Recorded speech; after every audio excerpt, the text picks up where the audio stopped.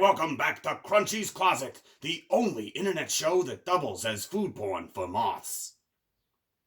So, we're now in week 5 million of the quarantine, which is right around the time everyone starts to get real comfortable doing Zoom meetings while naked.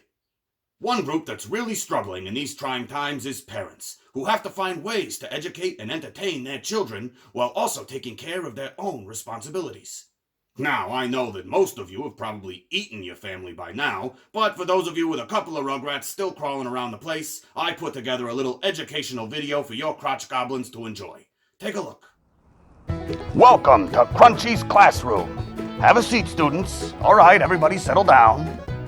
Today we're going to do a little bit of earth science, and we're going to focus on the energy system. It all starts with the sun, that big orange fancy pants at the center of our solar system. In addition to 3 million new cases of skin cancer each year, the sun provides our planet with all the light and heat it needs to film new Marvel movies until the end of time. But that's not all the sun gives us. It also provides all of the energy in the food we eat. That's right, the calories in everything from apples to that case of mango-flavored White Claws you pounded in a vain effort to dull the pain of your last breakup, all started out in the same place, our sun. The Earth receives roughly 174 quadrillion watts of energy every moment. Most of that energy is absorbed by plants, which are what Batman villains use to rob banks. When animals like insects eat those plants, a portion of that energy moves into them, which they can then use to crawl into the ears of sleeping humans. That seriously happens. When another animal eats the insect, the energy moves again, and again, and again, until it reaches its final and most perfect form, the chimichanga. When humans eat a chimichanga, the energy it provides may have moved through dozens of intermediate steps, but it all started out in the same place, our sun.